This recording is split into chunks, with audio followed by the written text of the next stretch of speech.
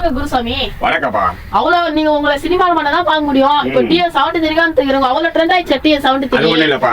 கேரளால நான் எவ்வளவோ துணி எடுத்திருக்கேன், எத்தனையோ வெளிநாட்டுல பதவியமா எடுத்திருக்கேன். பேர பிள்ளைங்களுக்கு எடுக்கணும்னு பார்த்தேன்.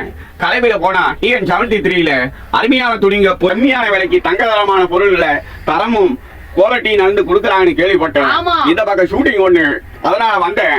பசங்களுக்கு துணி எடுக்கணும், கொஞ்சம் நல்ல வண்ணமயமான துணியா எடுத்துன்னு போனா மனசுக்கு கொஞ்சம் திருப்தியா இருக்கும்.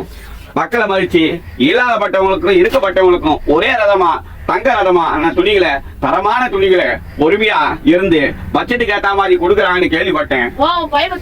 ஆமா சாமி, எடுத்து போடுங்க. 3 சட்டை 1000 ரூபாய். என்னப்பா கேரளால ஒரு துணியே 1000 ரூபாய் விற்கிறாங்க, 3 துணியே 1000 ரூபாய்ங்களே. இது எவ்வளவு பெரிய விஷயம் தெரியுமா? குவாலிட்டிலாம் நல்லா இருக்கா? பாத்துக்கோ, பரவாயில்லையே, அருமையா இருக்கே துணியெல்லாம், பக்காவா இருக்கே. சட்டன கலரு, என் பெரிய பிள்ளைக்கு பிடிச்ச கலரு, அதே ஒண்ணு எடுத்து போடு.